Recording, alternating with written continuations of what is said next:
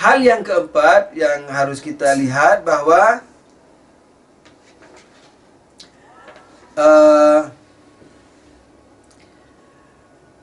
manusia ini dapat merasakan, dapat mengetahui lingkungannya, dapat menyadari lingkungannya.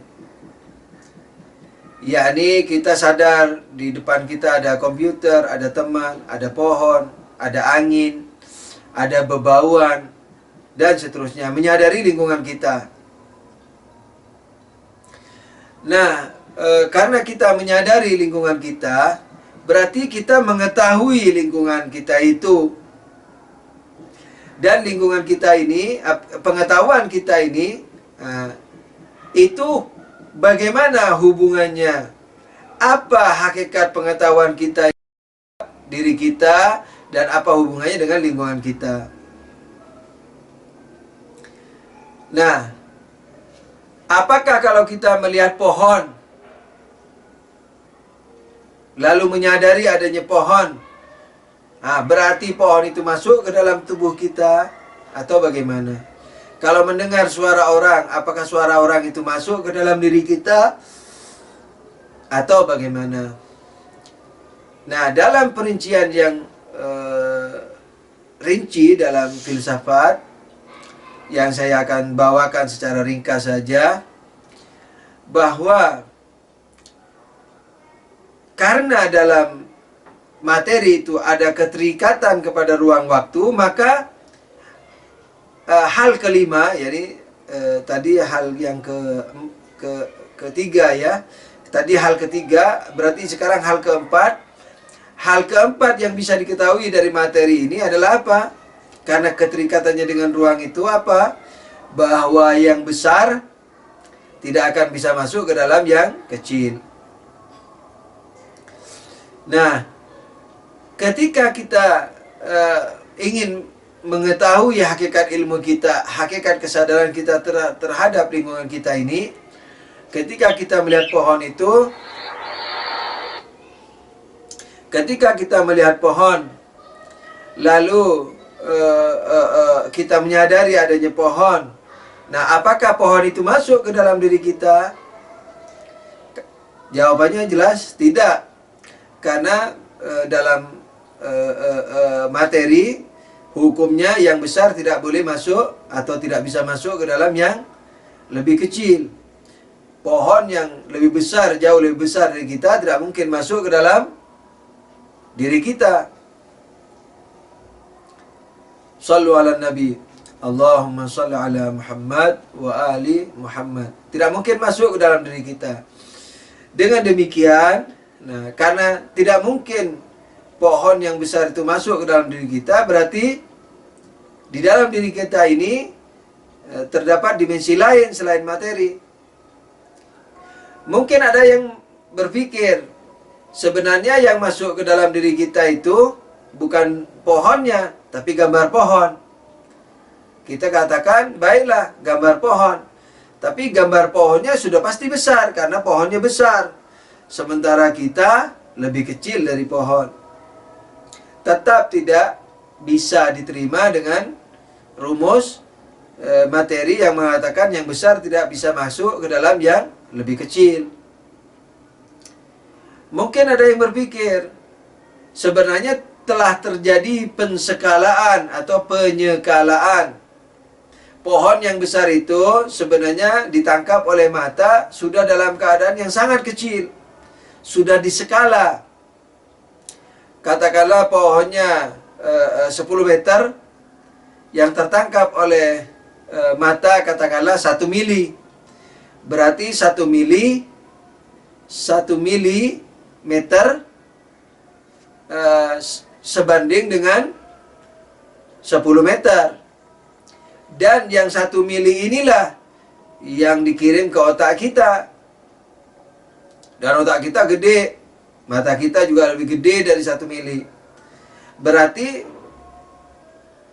tidak terjadi perusakan rumus materi yang mengatakan yang besar tidak bisa masuk ke dalam yang lebih kecil. Karena di sini dalam proses melihat ini yang terjadi pada hakikatnya adalah yang kecil masuk ke dalam yang lebih besar.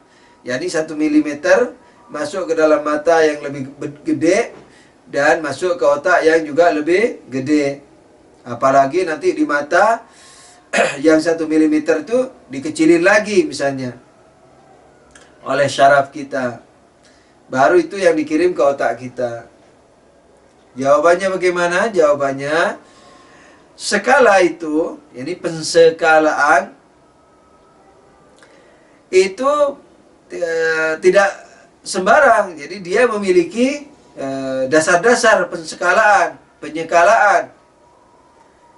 Misalnya kalau ada teman kita yang misalnya insinyur bangunan, saya tahu dia mau bikin gambar rumah, gambar apartemen, gambar masjid, gambar kantor, gambar pesantren.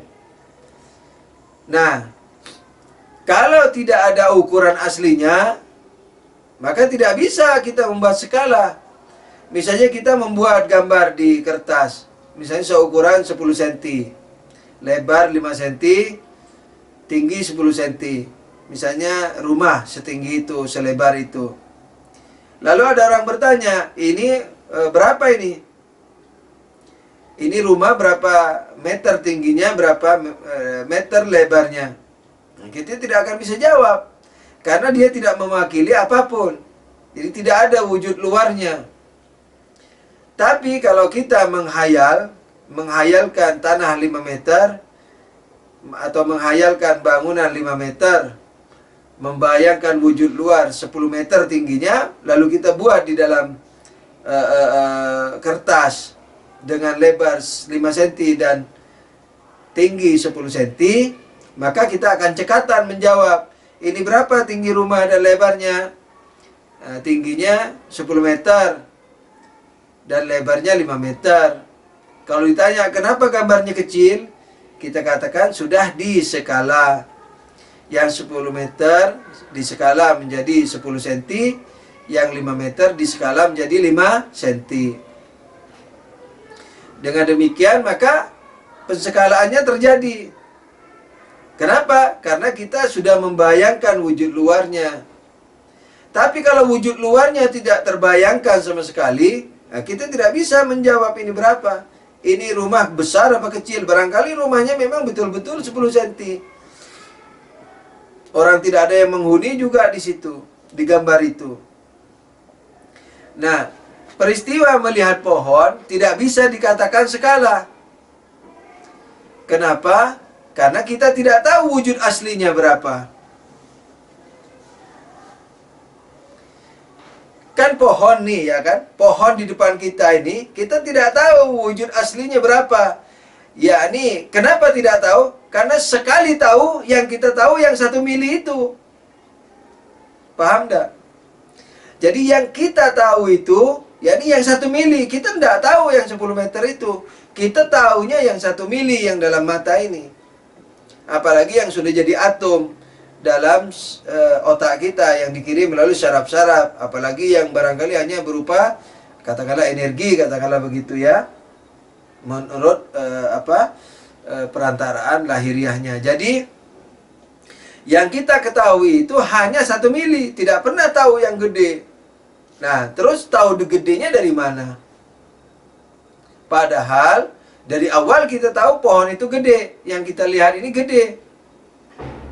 Nah, dengan demikian maka penyelesaian dengan skala itu tidak benar.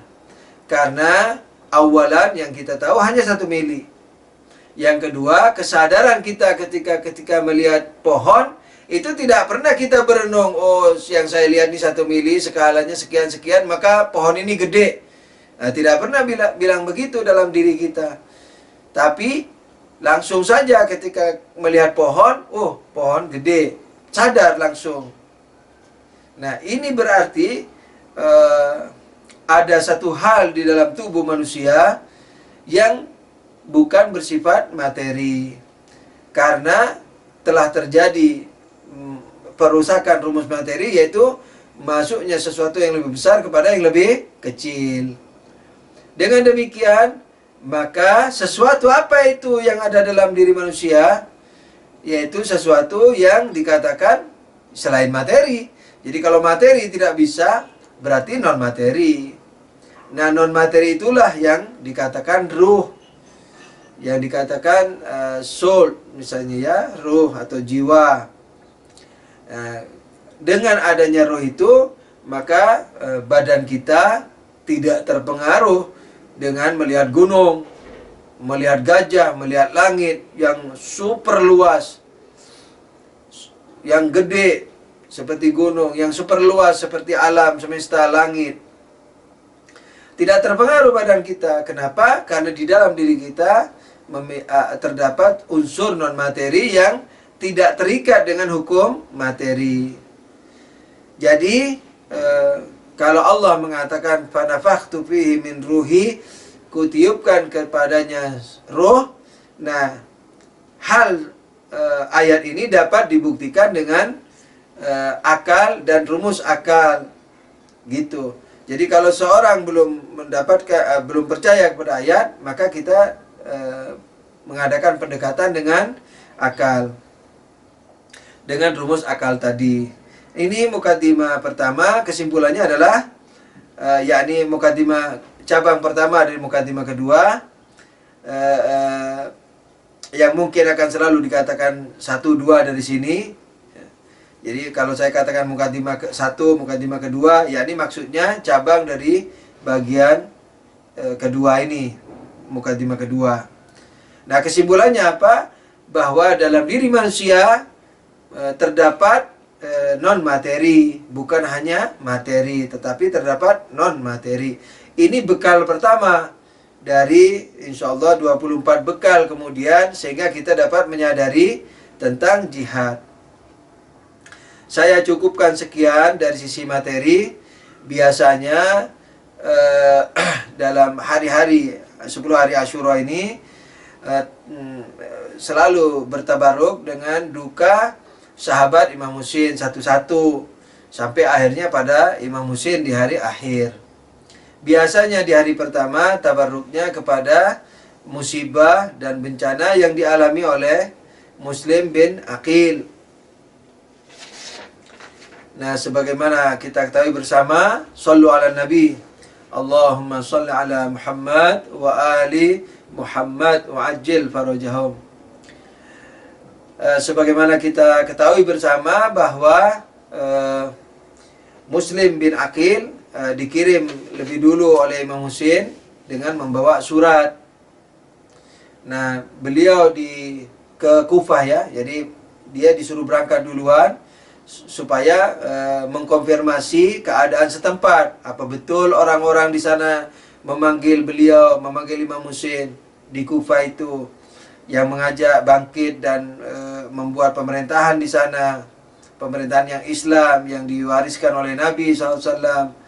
Jadi Muslim bin Aqil disuruh duluan membawa surat kepada beberapa tokoh, dan di Kufah disambut beliau tinggal di rumah Hani, salah satu ketua atau tokoh muslimin yang ada di Kufah. Walhasil hal ini juga didengar oleh pejabat pemerintahan Suriah, Damaskus, yakni pemerintahan Yazid. Sehingga Yazid mengutus Ubaidullah, ini yang tadinya gubernur di tempat lain, sehingga saya di Basrah, dikirim ke Kufah. Karena dia tegas menurut Yazid. Tegas yakni menurut kita bengis. Jadi kejam lah, yakni gampang gitu membunuh orang. Walhasil terjadi keributan antara suku Hani ini yang menerima Muslim. Kemudian terjadi keributan sehingga Hani ditangkap. Ketika ditangkap itu terjadi keributan di Kufah. Kemudian Muslim itu datang ke istana untuk membebaskan Hani. Karena Muslim ketika datang ke Kufah itu, benar memang banyak orang yang menunggu Imam Husain. Jadi menunggu Imam Husain kan banyak ini. Nah, isu-isu seperti ini terdengar oleh Yazid, kemudian dikirimlah Ubaidullah bin Ziyad. Nah, Muslim bin Aqil yang banyak pengikutnya karena mewakili Imam Husain di Kufah itu, kemudian datang ke istana untuk membebas istana kegubernuran untuk membebaskan si Hani. Terjadilah ancam-mengancam di sana. Terjadi juga misalnya ya mungkin perang kecil-kecilan begitu ya, saling ancam dan seterusnya, sehingga malam, ketika malam itu maka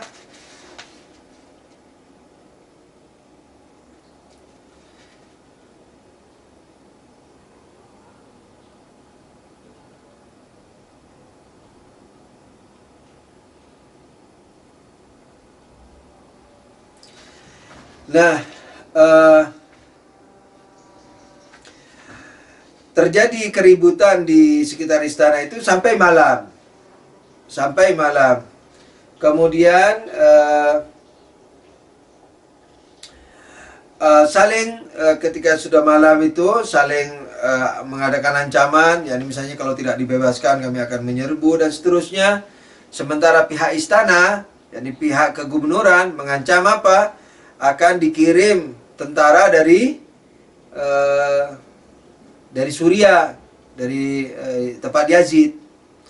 Jadi mereka meminta, jadi orang-orang yang ada di pemerintahan kegubernuran itu karena sudah dikepung istananya, mengancam yang ada di luar bahwa mereka akan dibasmi kalau sudah datang bantuan dari Yazid, tentara dari Suriah.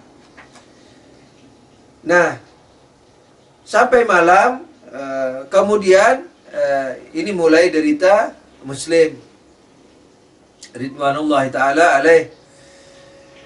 Nah, disitulah mulai duka Muslim, karena orang-orang sudah mulai ketakutan. Nah, yang tadinya membela mulai ketakutan, kemudian mulai satu-satu meninggalkan Muslim. Begitu. Nah, biasanya kalau di manapun di Arab dan sebagainya dikidungkan dalam senandung duka. Saya akan coba, mudah-mudahan hati antum khusyuk. Jangan pedulikan metodenya cocok atau tidak. Yang jelas fokuskan kepada derita Ahlul Bait, yang dalam hal ini kita mau bertabaruk dengan derita Muslim bin Aqil Ridwanullahi ta'ala alaih. Ketika itu sahabat-sahabat Muslim satu persatu meninggalkannya. Ketika itu satu persatu sahabat Muslim meninggalkan Muslim ibni Aqil Ridwanullahi ta'ala alaih. Tahu sampai tinggal berapa orang? Sehingga tinggal 10 orang saja. Yang tadi banyak sekali, ratusan dan mungkin ribuan yang mengepung istana, sampai menggetarkan pejabat militer pemerintahan. Sekarang Muslim bin Aqil hanya ditemani 10 orang saja. Lalu karena masuk maghrib, karena sudah malam, maka Muslim mengumandangkan solat di masjid. Berapa orang yang ikut berjamaah? Hanya 10 orang saja dari seluruh pengundang Imam Husain, dari seluruh penduduk Kufah. Tidak hanya di situ, yang hadirin dan hadirat sekalian, ketika Muslim sudah mengucapkan Allahu Akbar, membaca Fatihah dan surat, kemudian ruku, kemudian sujud, tahu apa yang terjadi? Ketika Muslim mengucapkan salam dalam solatnya, ketika Muslim menutup solatnya, menyelesaikan solatnya, dia membalikkan badan dan ternyata sudah tidak ada lagi orang di belakangnya. Yang 10 orang itu pun meninggalkan Muslim. Meninggalkan Muslim. Begitulah Muslim sendirian di Kufah. Kemudian ia berjalan di lorong-lorong Kufah, berselimut malamnya dan gelapnya kota Kufah. Ya Muslim, ia berjalan nestapa, melihat rumah-rumah ditutup pintunya, ditutup pintunya.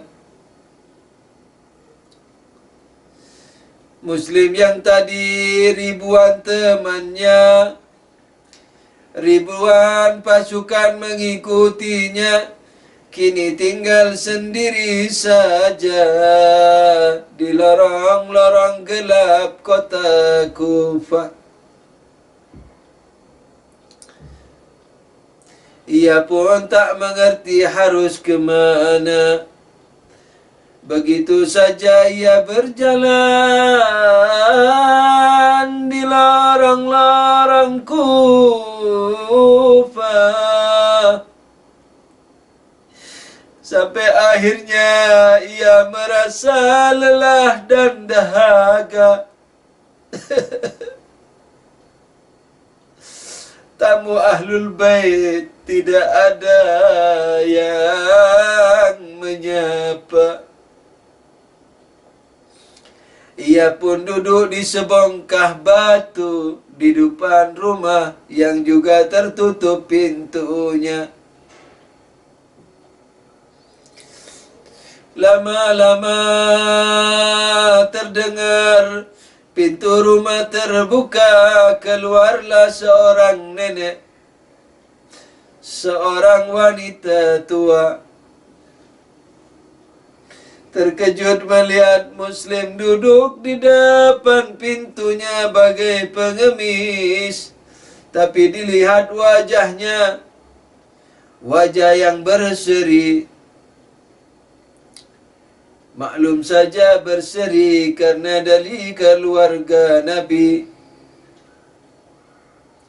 Setelah Muslim mengucap salam, mengenalkan dirinya, ia pun meminta bantuan kepada sang nenek untuk melindunginya.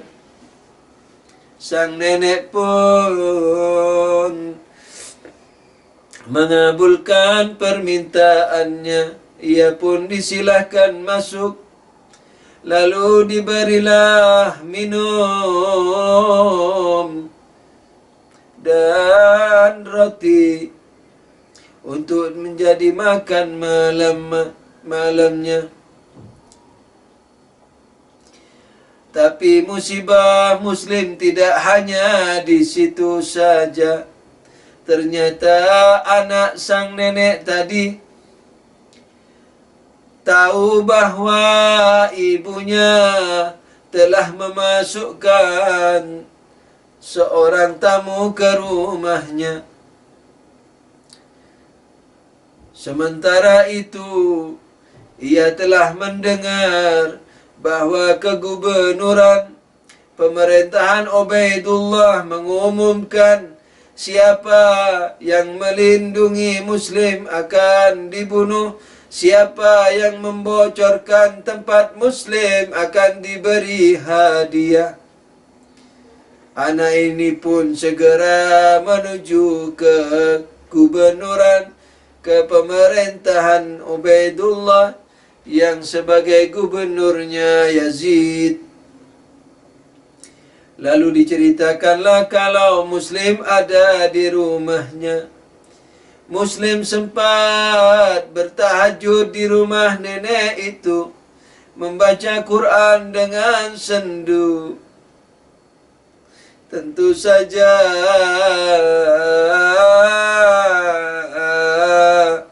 dengan semangat syahadah, karena iman yang tinggi telah membukakan hijab-hijabnya. Betul saja, tak lama kemudian rumah itu pun terkepung oleh tentara Ubaidullah. Terjadilah peperangan 1 lawan 1000. 1 lawan ratusan tentara mengepungnya. Muslim sempat membunuh sebagian mereka, tapi terlalu banyaknya lawan, Muslim pun kelelahan. Ada yang memanahinya, ada yang memanah dengan panah api, ada yang menebas dari belakang, ada yang menombak dari depan. Begitu banyak serangan bertubi-tubi melukai Muslim,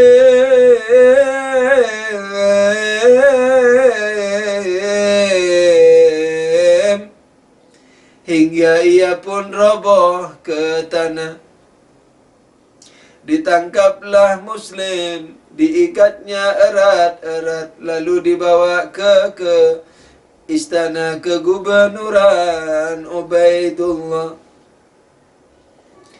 Terjadilah debat-mendebat antara pasukan malaikat yang dipimpin Muslim dengan pasukan syaitan yang dipimpin Ubaidullah. Kecam-mengecam terjadi. Yakni permulaannya Ubaidullah yang mengejek kepada Muslim, dan Muslim hanya mengembalikan bahwa yang layak mendapatkan ejekanmu itu adalah dirimu sendiri, dan seterusnya. Muslim disuruh mengucap salam, tapi ia pun menolak. Karena bagaimana bisa mengucap salam kepada orang yang mendirikan kerajaan dalam Islam, tidak memerintah dengan hukum Tuhan. Akhirnya Muslim pun dipenggal lehernya. Syahidlah Muslim, syahid pertama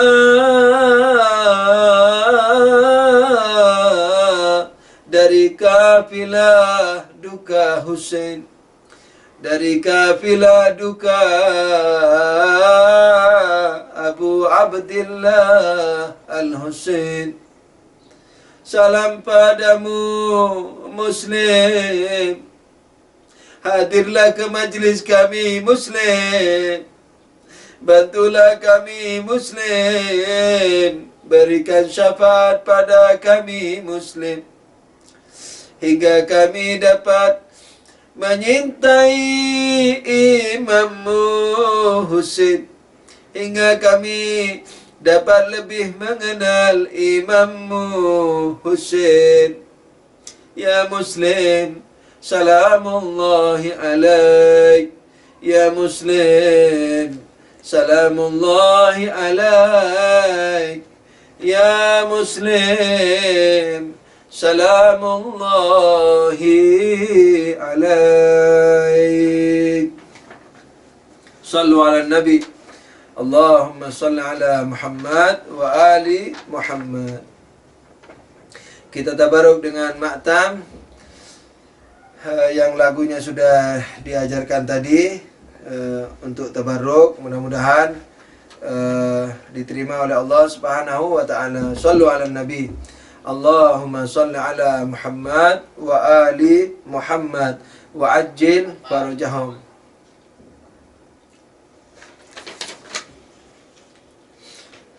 Saya dulu, kemudian dibarengi dengan tepukan dada setelah saya. Pengulangan kedua antum ikut, dan hanya yang Karbala saja. Kalau saya Karbala, antum boleh ikut. Sallu ala Nabi. Allahumma salli ala Muhammad wa ali Muhammad. Untuk yang pertama ini saya dulu, baru nanti kita bersama-sama. Langsung kita dengan tepukan karena tadi sudah diajari. Karbala, oh Karbala, kepedihan dan bencana. Karbala, oh Karbala, bumi duka nestapa. Sama-sama. Karbala, oh Karbala, kepedihan dan bencana. Karbala, oh Karbala, bumi duka kanestapa. Karbala, oh Karbala, kepedihan dan bencana. Karbala, oh Karbala, bumi duka nestapa. Jawab. Karbala, oh Karbala, kepedihan dan bencana. Karbala, oh Karbala, bumi duka nestapa. Jantung Hasan berhamburan karena racun Muawiyah. Kini Husin disembelih, pedang Yazid si Jahannam. Karbala, oh Karbala, kepedihan dan bencana. Karbala, oh Karbala, bumi duka nestapa.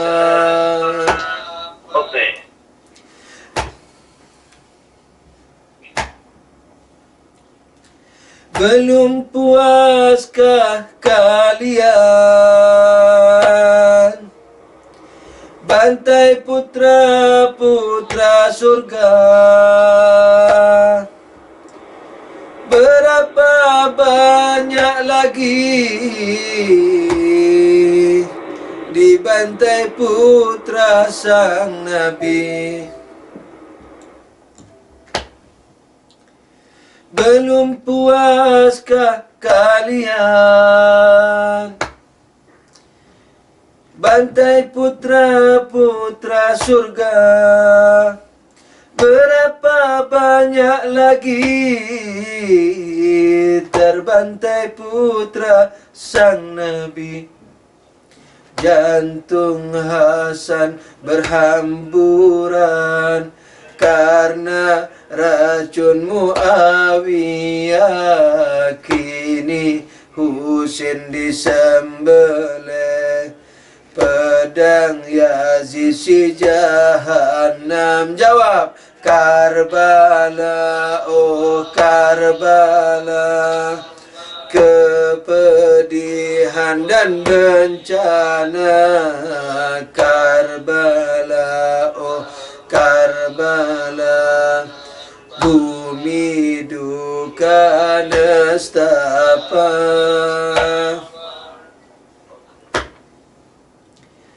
Dengan cara apa lagi kehormatan dihinakan? Berapa banyak lagi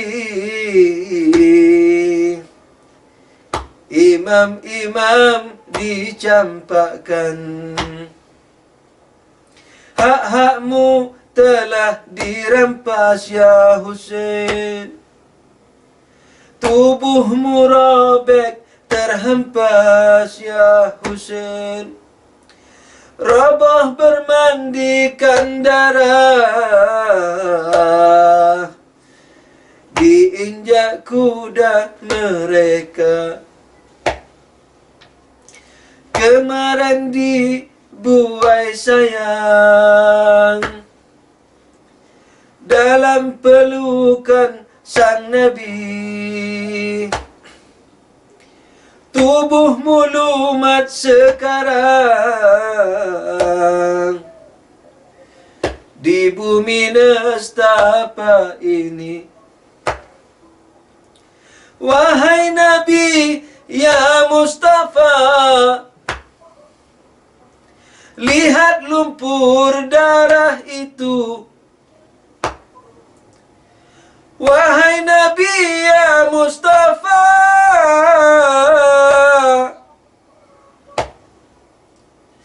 lihat lumpur darah itu. Buah hatimu berserakan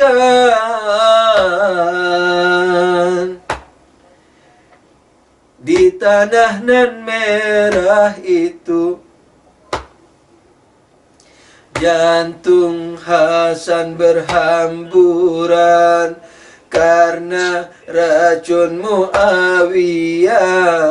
Kini Husain disembelih, pedang Yazid si Jahannam. Jawab, Karbala, oh Karbala, kepedihan dan bencana.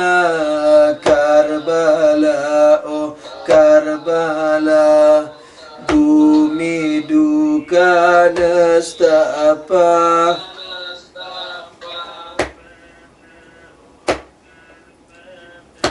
Pedih perih hati sang Nabi, saksikan putra belah dua.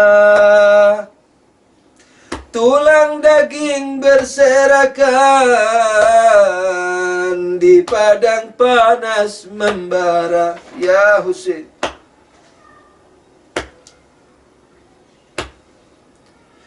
Bumi hampir takkan rela diinjak insan tersisa. Bumi hampir takkan rela diinjak insan tersisa. Langit merah membara,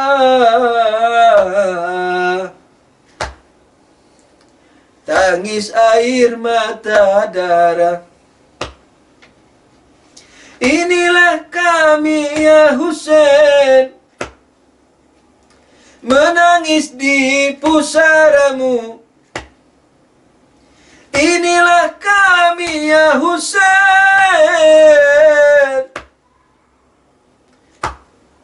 meratap di pangkuanmu. Jiwa raga kami lumpuh, panas dingin dan gemetar, menyaksikan Maula Husain sendiri tiada berdaya. Jantung Hasan berhamburan karena racun Muawiyah.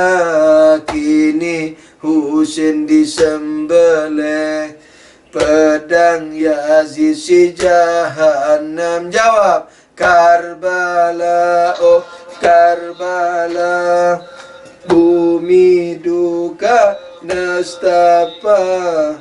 Karbala, oh Karbala, bumi duka nestapa.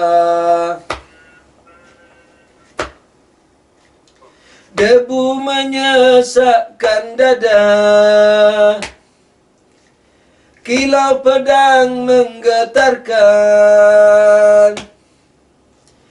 Demi cintaku ya Maula, ingin darahku hamburkan. Ya Husain, Ilahi, wahai Ilahi, hidupkanlah jiwa Husain. Ilahi, wahai Ilahi, dalam jiwa-jiwa kami, untuk sambung misi Husain, untuk sambung misi Nabi. Tanpa simbahan darahmu, ya Husain, dunia tak pernah cerah. Tanpa simbahan darahmu, dunia tak pernah cerah. Tanpa ceceran dagingmu, kami kan selalu terjarah. Husain, Husain, putra Nabi, harum tubuhmu di sini. Husain, Husain, putra Nabi,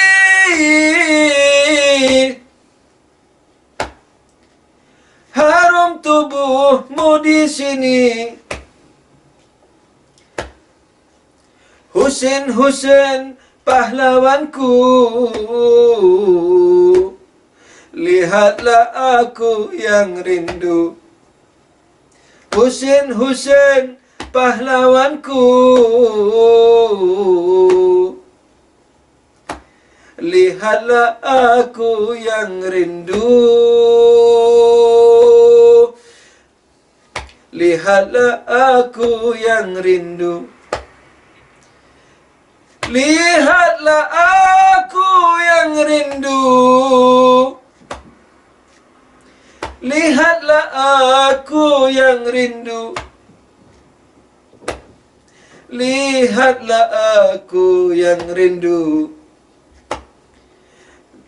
Lihatlah aku yang rindu. Jantung Hasan berhamburan karena racun Muawiyah. Kini Husain disembelih, pedang Yazid si Jahannam. Jawab, Karbala, oh Karbala, bumi Karbala, oh Karbala, bumi duka nestapa. Karbala, oh Karbala, kepedihan dan bencana. Karbala, oh Karbala, bumi duka nestapa. Terus Karbala, oh Karbala, kepedihan dan bencana. Karbala, oh Karbala, bumi duka